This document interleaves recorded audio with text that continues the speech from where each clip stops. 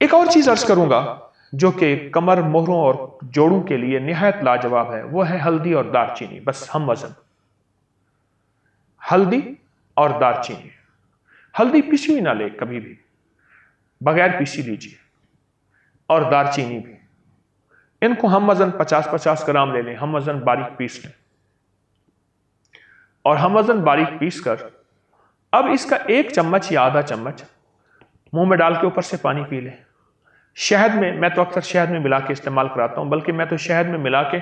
ڈبوں میں بند کرا کے رکھ دیتا ہوں۔ مثلاً 50 گرام ہلدی ہے، 50 گرام دار چینی ہے، تو اس میں 1 پاؤ آپ شہد ڈال دیجئے، 250 گرام، اور شہد ڈال کے اس کو مکس کر لیں، رکھ دیں۔ اب جب بھی استعمال کرنا ہو کہ 2-3 دفعہ چمچ سے اس کو ہلا کے آپ 1 چمچ بڑا یا چھوٹا صبح دوپہر شام یا صبح شام لے لیں۔ پہلے طبیعت کے موافق آدھا چمچ لے لیں، پھر آدھے سے کچھ زیادہ کر لیں، پھر 1 چمچ کر لیں، طبیعت کے مطابق۔ یہ چیز بہت زبردست ہے جوڑوں کے لیے، کمر کے لیے، مہروں کے لیے، اور ڈسک کے مسائل، کمر کے مسائل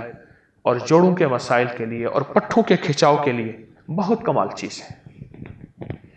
چوٹ کے لیے ہلدی کا استعمال ہوتا ہے، جوڑوں کے لیے ہلدی کا استعمال بہت پرانی روایت ہے۔